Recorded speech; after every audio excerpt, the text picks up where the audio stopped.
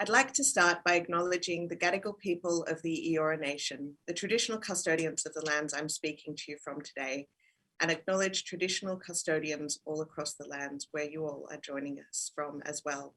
I'd like to pay respects to elders past, present, and emerging, and acknowledge that sovereignty has never been ceded. Hi everyone, thank you for joining us for this year's Perinatal Mental Health Speaker Series. Before we get started, a little note on content. We are talking about pregnancy, parenting, mental health. Some of the topics we cover can be distressing for some people. If you feel concerned, distressed, or upset about any of the content, please contact one of the numbers or services listed in the video description. We know that 1 in 5 birth parents and 1 in 10 non-birth parents and caregivers experience symptoms of perinatal mental health difficulties. This week, we are chatting to people about their real experiences with perinatal mental health, the ups and downs, challenges, hopes and joys to help dispel the stigma and shame around parenting and mental health. And I'm thrilled today to be chatting with MadB. MadB is a parent, performer, artist, and activist. They grew up traveling a lot and are a Djabugandji and adopted into the Kaurareg nation of Torres Strait.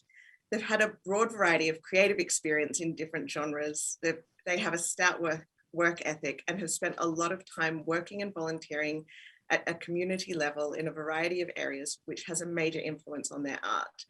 Throw in adventures of being a queer parent to a special needs child and drag mama to so many, and they have some truly magical, love-filled adventures. Hi, MadB, welcome. Thank you for talking with us. Hi. How are you? I am great now that I'm talking to you. How are you? Thank you. You're going to make me blush already. To kick us off, can you tell us a little bit about your story?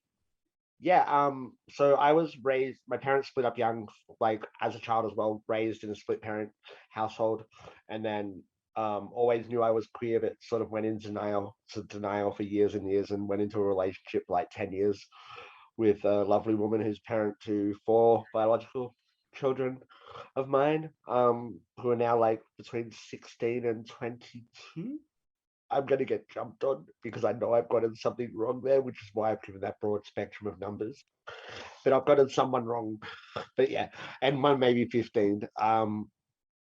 The youngest one has special needs, intellectual disabilities, a genetic triplication, which expresses on the spectrum and all sorts of fun stuff. But there was complications even at birth, and unfortunately that meant that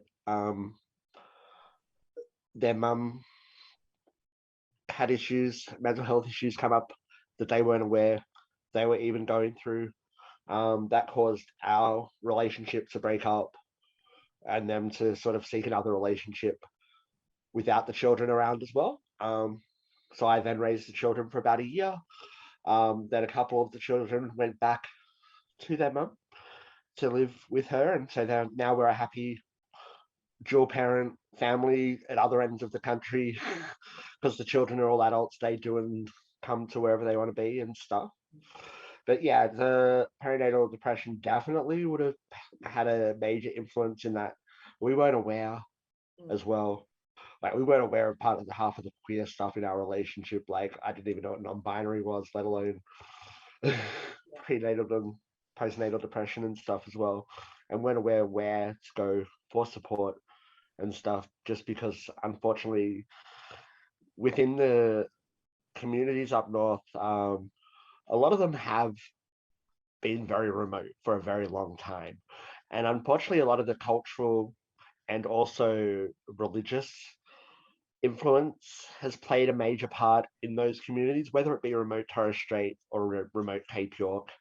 And yeah, the stigma and especially the word shame is like the worst thing of all. And they put that on top of mental health, and they're not going to help. They're not going to want to seek help. So if someone doesn't actually identify that the person needs help, they're not actually going to come and go, hey, how can we help you? Or can we help you? Can we get help? Where can we get help? Because you're not going to ask that question because the shame factor is there as well. Since that time, I know you've done a lot of activism as a person with lived experience of your own mental health difficulties. What was it like for you at that time as a partner to somebody going through perinatal mental health challenges? A lot of self-medication. I'll be honest. That sort of led into a lot of weed use, which kind of, depending on how you look at it, could be beneficial or couldn't be, depending on who I spoke to. My psychiatrist agreed that at the time it was being beneficial, but and I was coping with life. But yeah, a lot of things could have been different as well because I have PTSD relevant to that relationship as well because of other issues that were going on before the depression and that, because we hadn't identified that there may have been issues raised around the other children, births and stuff as well. And the more now we're sort of going back, going, wait there. Which child did we actually get the different depressions around? And did I was even affected in some way during that? Because there was a whole lot of other stuff going on. And domestic relationships are always fun. And yeah. We know it can be difficult to find information about perinatal mental health issues, and you did mention that specifically for your community, but it's also really difficult to find information for non-birth parents who experience perinatal mental health issues. What understanding did you have about perinatal issues for non-birth parents? None at all. I just thought like postnatal and perinatal, that was the birth mother, that's the birth parents thing. I didn't realize even then that that would have actually applied to the other parent as well, which totally makes sense now.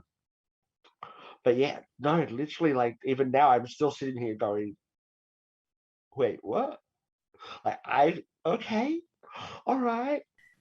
How did mental health impact your relationships, your family, and I guess your community interactions as well? Mental health has made a major influence on my family background. I have my chosen family. I have my dad who's still around. My mum's family won't have a thing to do with me except for a couple of cousins. And that was all chosen, but that was all mental health related as well, and no one understanding. And not just my mental health, but also their own mental health issues, and not even acknowledging anybody has mental health issues even in general, and just seeing their own lives as normal. And people from the outside going, no, baby, we can see the issues. And then, of course, because you're the person who's trying to address the issues or point out the issues or get help for underlying issues in the family that relate to the mental health and stuff of certain people, then you're seen as the bad person. And so it's easy to just withdraw and choose your own family, really. Sometimes happiness is what you make of it. Unfortunately, none of us are born happy. Like, come on, we come out screaming our heads off. Yeah. I can't believe I said that. Yes. I know one of the ways that you do find happiness is through your work as a performer, MadB Diva, and you do explore mental health through your performing. What's that like for you? It is a ball. I hit the stage and don't give beep. Yeah, like literally you put the armor on, which is the makeup and the costumes and everything. Mentally for me, I'm still in my head as Shauna until I pretty much jump onto the stage. And then I go, oh, yeah, okay, here we are. There you go. And somehow it just all happens and stuff. But the adrenaline rush and I guess also the healing of those experiences on stage and as well and stuff sort of help with my depression and help with my PTSD and stuff for me to realize, the genuine love that MadB receives whenever they hit the stage is genuine. It's not fakeness and stuff. And unfortunately, my life journey and, the community that I work in, being drag and stuff, is very nitpicky and very cliquey and all of that sort of fun navigational stuff to get around and that, and it's all about the pretty stuff and that. So I don't fit into that drag community as much, which is where I've sort of become that maternal one as well, because people aren't even realizing that the whole community is being affected by this sort of stuff. Like most of us are doing drag and performance and stuff because we got other issues. Like get a boy out of drag and honey, they're gonna have to lose self-esteem and so much stuff. And it's interesting, you identify as, and many people I know identify you as a drag mama, and to have those complicated issues as a younger parent with younger children and to find empowerment through that. What's that like? I still got to remember that I'm doing it. Honestly, like my journey and my mental health wise, it's still an ongoing process. I still don't a lot of the time acknowledge how much MadB is loved and accepted and stuff, and I've got to be fully convinced and stuff. And most people won't realize that that's just genuine. That's my head going, yeah, no, you're not doing it properly. You're not doing it this, or still worrying about the societal construct around what I should be as a human more than the fact that I'm adored as MadB for being this crazy beat that don't give a damn. Like, And you did mention earlier, particularly in relation to your community, but I think it's something that other people with, perinatal mental health challenges have experienced, is not knowing what support is out there, not knowing what you can access, or even that there are things to access. What sort of things would have been helpful for you when your children were young? I think just the general awareness that we have today and the general acceptance of the fact that, mental health and stuff is something that's in most of our lives. And that because even then, as a single gay parent, having the fear factor of being that black dad. Like I've had occasions where a principal of a school here went to me, so how are you going to prove that that's your child? I'm like, well, when their birth certificate gets here in 2 weeks, because we didn't have it because we left because of other reasons, we just got out of the town, so we moved here. And yeah, his querying was, how was I going to prove that my child was my child? Because we didn't have a Medicare card and birth certificate at the time, even though we had social services helping us along the way and everything. And even the child protection workers and stuff here, I was lucky in the fact that most of them realized or had a conversation first. But the amount of times where people have sort of pointed the finger and stuff, because being a single gay dad, I shouldn't be a parent. And I'm like, honey, wait there, which one are we talking about here? Because I'm not just a parent to these four. I'm adopted godmama to like so many little babies out there that have been given to me as a godmother or a fairy godmother. And then I have drag children. So let's not talk about parental stuff, maybe. And I can be handed a baby and somehow they're asleep in like 10 minutes on my shoulder and I don't even know. That's, yeah. I can think of at least 5 people that will want to call you after hearing that. Yeah. I don't know what it is, baby, but I'm happy to help with that one too. No, and we spoke about this a little bit offline, but difficulties as a parent, and as you were speaking about before, it can be especially isolating for Aboriginal people, and especially because they're... And Torres Strait Islander. Sorry?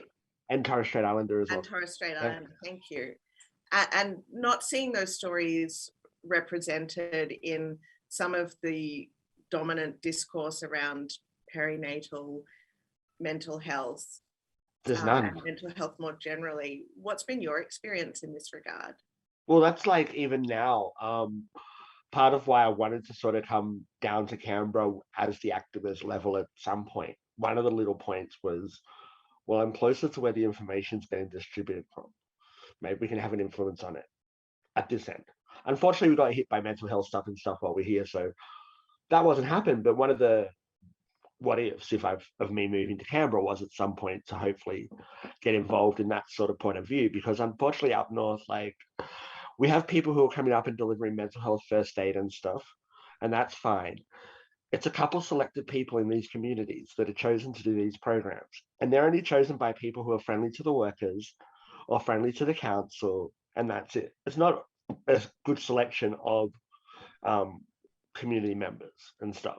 It's like when there's a suicide in the community, the mental health workers come up straight after it's happened, when these people are in mourning and grieving and all of that, and knocking on doors wanting to talk to people and stuff. It's like, even that's not culturally appropriate and stuff. And these are well-trained mental health facilitators, apparently. So, you know, yeah, there isn't. Yeah, it sounds like it really emphasizes the need for resources that are created by communities for communities. Yeah, that's the main one. Like, even if you sort of get that first little bit in at the start, just even making the language simpler, making the diagram simpler if that needs to be a thing, but also the approachability and stuff and the ease of access. Like, most people are going, oh, it's cool, it's on our webpage. Where's the internet access? Because do you know how much it is to like have Wi-Fi even in one of those remote areas? Like, no. There's that even social barrier that's not there, and they don't even realize that it's there. Or some of the communities where you've got to walk around with your phone in the air to see where you get the distance. And some of the people out there will know what I'm talking about. Yeah. And you said there were a lot of challenges for you, when your kids were young and, with your partner. But what have been some of the best parts of being a parent for you? Every single day, even the bad days and the good days, like, every day is an adventure. There's going to be good ones, there's going to be bad ones, there's going to be insane ones, but there's going to be every moment when the kid just walks up to you and goes, you know what, I love you. And you're going to go, uh-huh, and it's going to make everything better, because it always does. And like, communication with children is crucial. I've learned that one. My kids are my best mates. They know that I'm their parent. I'm respected as their parent, but they also know, no matter how old they are, no matter what it is, they come and talk to me about it when it's come up, because I've always encouraged that. And I've always had open communication with them. If we're going through stuff in our house and you're trying to hide it from your children, but they're seeing the shit happen, it affects them. Whereas if you make them aware of the fact that, yes, you're aware of it, yes, you're trying to address this shit and stuff, like, even when I've had my weed issues and whatever else has happened, my children have been aware of what's been going on and knowing that there's been differences trying to come into place and that. So it hasn't been as a traumatic experience. And now that my kids are like late teens, all that stuff where I thought I was a up of a parent, I have the best kids yet. Like, they're beautiful.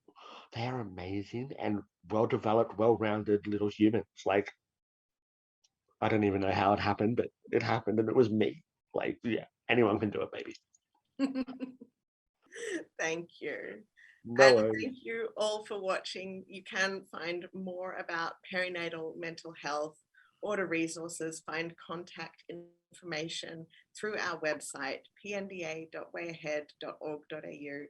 Thank you all. Have a great day.